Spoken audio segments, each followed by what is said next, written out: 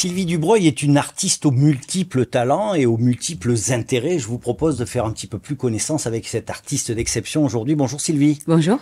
Je le disais, vous êtes une artiste qui compte sur le territoire et au-delà. Sans vouloir vous offenser, vous faites un peu partie des murs. Votre carrière, elle est déjà large et conséquente. Bon, écoutez, je vais le prendre comme un compliment.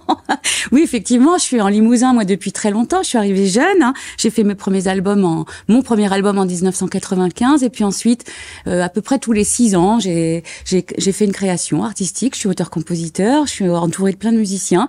Je suis passionnée par plein de styles. Alors, j'ai fait beaucoup de choses en beaucoup d'années très, très différentes. Et puis, j'ai navigué dans le Limousin au travers de la chanson, du jazz, de la pédagogie du chant aussi, parce que ça fait partie aussi de mes passions. J'ai créé des formations au chant, j'ai créé des spectacles, et il s'est passé beaucoup de choses en plein d'années. Voilà, et on va voir ce qui se passe dernièrement, votre dernière création. Je vous propose de regarder quelques images de votre dernier spectacle, Chroma. Tout un spectacle dans une valise. Hop. Toi, tu veux que les anneaux qui restent tout le temps, après ils restent en place. Ouais. Donc on le coudra, en fait on fera les bourrelets comme ça, et on coudra l'anneau que sur le dernier bourrelet. Oui. Et donc ça veut dire qu'il faudra faire d'autres fils. Si ce n'est que si on coud que sur le dernier, il faut quand même coudre. Ouais. Chroma, c'est un spectacle en couleur qui parle de l'être. C'est un quatuor féminin de plusieurs disciplines regroupées pour parler de l'humain, du chant, de la musique, de la vidéo, de la danse, autour de 5 tableaux qui égrènent les couleurs. Chroma, c'est un spectacle sur lequel on travaille depuis 2 ans en équipe de filles, 4 filles, 4 amies. Une seule chose me fait souffrir, devoir profiter seule de tant de beauté. Je voudrais crier par-dessus le mur. Faites attention à ce jour somptueux. Un spectacle avec une équipe de filles. De quoi ça parle, le spectacle? Donnez-nous un petit peu envie d'aller le voir la prochaine fois qu'il va passer. C'est un sujet qui me tient très à cœur depuis de nombreuses années. Moi, je suis très investie dans la musique, mais aussi je m'intéresse beaucoup à la philosophie et à la psychologie humaine. Et donc, je voulais réunir dans un spectacle ces sujets-là. Et donc, on a vraiment créé là un spectacle qui parle de la nature humaine, de la psychologie humaine, par le biais d'une tradition qui vient plutôt d'une tradition orientale et méditative, au travers des différentes couleurs. Donc c'est tout un travail un peu technique aussi, mais qu'on a voulu pas du tout intellectuel et qu'on a voulu vraiment présenter comme une expérience sensorielle, une immersion sensorielle. Tout le monde peut y trouver son compte. On espère ça.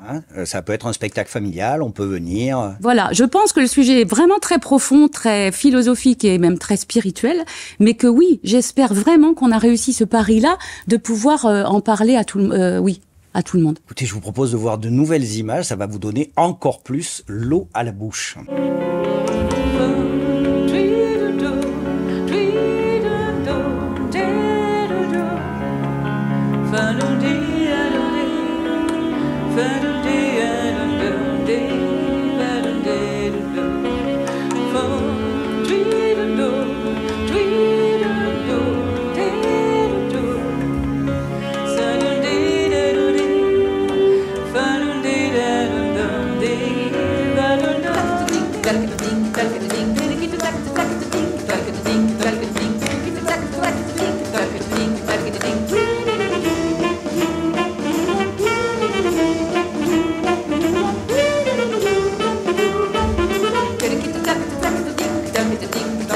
Chroma a été joué pour la première fois dans le cadre du festival Éclat d'Émail. Là aussi, c'est complètement votre univers, cet univers jazzistique. Oui, ça fait partie en tout cas des mondes que je traverse, et puis on a eu cette grande chance là d'avoir été vraiment aidé dès le départ du projet par Jean-Michel Legoni avec ce festival Jazz Éclat d'Émail qui nous a permis de monter nos créations, qui nous a vraiment donné les moyens de la création et les moyens de le présenter une première fois à Jean Gagnon le 18 novembre dernier dans de très très belles conditions. C'était vraiment formidable pour nous.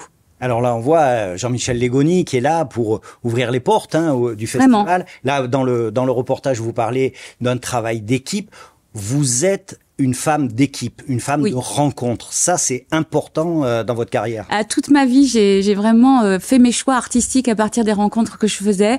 J'aime beaucoup l'idée de la synchronicité, du hasard des rencontres et puis aussi des aventures que ça génère, autant d'un point de vue humain que artistique. Et j'ai eu beaucoup de chance de rencontrer des gens qui ont eu beaucoup de talent sur mon parcours et qui, ça m'a toujours étonnée, mais qui se sont toujours intéressés à mes projets et qui m'ont suivi dans mes folles idées. C'est le talent, hein. Peut-être, je ne sais pas, mais en tout cas, eux, ils en ont, ça c'est sûr. Dans le milieu culturel, hein, on aime les gens qui ont du talent. C'est comme ça. Ben voilà, au moins quelqu'un vous l'aura dit aujourd'hui, et ce sera moi, j'en suis bien content. On va continuer un petit peu à égrener le cours de votre carrière, mais avant, je voudrais qu'on voit encore quelques images de Chroma.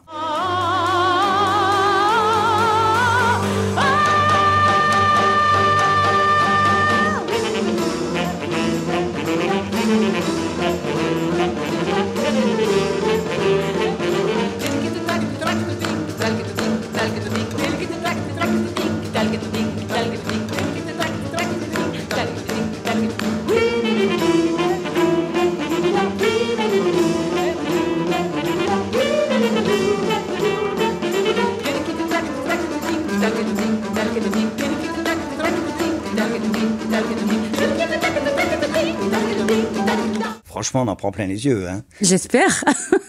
Alors, au-delà de la tournée, mais vous allez nous en parler, hein, qui, on espère, va voir le jour. Quels sont les projets de Sylvie Dubreuil dans les semaines, les mois à venir? Bon, là, on a travaillé pendant 2 ans, donc vraiment, mon grand espoir, c'est que ce projet-là fasse sa vie, hein, se développe, et peut-être même s'étende à autre chose, parce que on est vraiment dans un spectacle qui parle aussi de la présence, de la méditation, de la philosophie, et peut-être qu'un jour, ça c'est un des petits rêves que j'ai, ça pourrait s'allier à des conférences avec un grand ami à moi qui s'appelle Fabrice Midal et qui a écrit un livre sur les 5 portes dont je me suis inspirée pour créer Chroma, et qui peut-être un jour on y pense en tout cas, on pourrait peut-être allier nos savoir-faire ensemble. Ça fait partie des projets.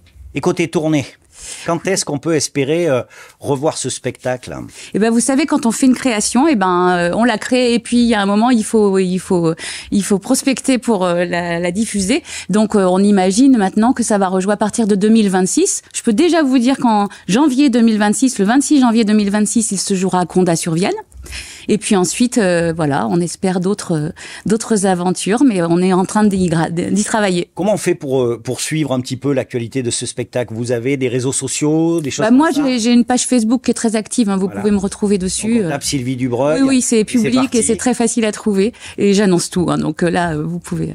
Bon, super, voilà. Si vous voulez en savoir plus, si vous voulez surtout avoir l'occasion de voir les prochaines prestations de Sylvie Dubreuil, vous allez sur la page Facebook.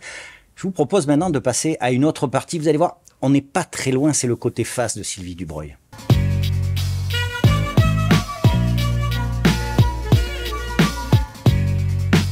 Je le disais en introduction de cette émission, vous êtes une véritable artiste. C'est-à-dire, il y a le chant, il y a votre personnalité, hein, et puis vous aimez également la sculpture. La sculpture et l'émail. Oui. C'est ce que vous aimez. Vous aimez des artistes. Oui, ici. Je ne le pratique pas, mais vraiment c'est quelque chose. Si j'avais pas eu tout mon temps pris par la musique, c'est peut-être un métier que j'aurais pu faire. Rien n'est jamais fini. Peut-être. Hein, vous jamais dire. On n'est pas à l'abri. Fontaine. Je vous propose, quand on a préparé cette émission, vous m'avez parlé de quelques artistes. Oui. Je vous propose de partir chez Lucette Brandy. Lucette Brandy, que vous appréciez particulièrement, et vous allez nous dire pourquoi. On va regarder un reportage de Lucie Montibus. Que je suis sculpteur depuis le début. C'est la partie, on crée avec sa partie féminine, mais il faut avoir une bonne partie de masculin pour travailler la sculpture, surtout à des tailles comme ça. Voilà, c'est mon point de vue.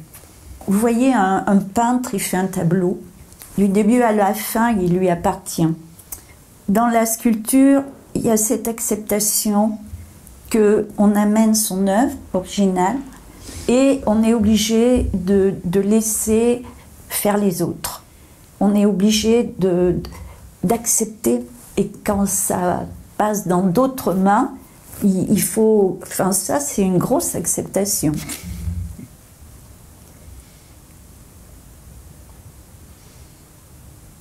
Mais bon, j'ai l'habitude aussi.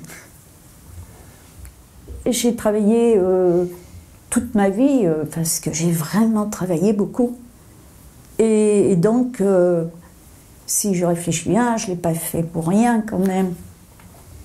Ce qu'on fait, il faut le donner à voir aux autres, sinon ça ne sert à rien de faire. C'est pour les autres. En fait, ce qui est difficile, c'est que c'est tendu et rugueux. J'ai toujours fait ça, c'est assez, comment dire, c'est presque, j'allais pas dire, bah c'est moi sûrement. C'est moi, ce côté à la fois rond et un peu rugueux. Je dois être un peu comme ça. Je parie que quelques petites phrases vous ont marqué particulièrement, hein, cette histoire d'offrir un peu sa création à d'autres regards, à d'autres personnes, ça doit vous parler. Qu'est-ce qui vous parle plus particulièrement dans son travail? Cette femme est merveilleuse. Et je ne sais que dire d'autre? On le voit, ça transperce l'image. Moi, je l'ai rencontrée une fois à l'occasion d'une visite dans son atelier où je suis restée vraiment extrêmement touchée devant ses œuvres. Et la rencontre de la personne a été incroyable aussi. Vous voyez bien que c'est quelqu'un d'extrêmement spirituel. Et dans ses œuvres, qu'est-ce qui vous attire? Qu'est-ce qui vous retient? Ouais, ce qui me retient, c'est vraiment sa vision de l'humain. Justement, hein, je pense qu'il y a une poétique chez elle. Là, elle a vu quelque chose. On dépasse les codes habituels et vraiment on rentre dans une poétique pure. C'est hallucinant. On passe à quelque chose de complètement différent, beaucoup plus coloré, puisque on va voir à l'image là des œuvres de Léa Chams et Alain Duban. Ce sont des artistes que vous aimez à la fois chacun pour leur travail et puis parce qu'ils travaillent également ensemble. Moi, j'ai été séduit quand j'ai découvert ces photos. Qu'est-ce qui vous plaît là aussi? On a des grands artistes en Limousin en fait. Hein. Ce qui me plaît, alors d'abord, ce qui me plaît, c'est que ce sont des gens que je connais. Eux, par contre, Alain et Léa, c'est des gens que j'ai rencontrés il y a quelques années. On a lié amitié. J'ai eu la chance, là encore, d'aller dans l'atelier, de les voir travailler, de partager avec eux. C'est des gens complètement passionnés, des artistes complètement extravagants, vraiment.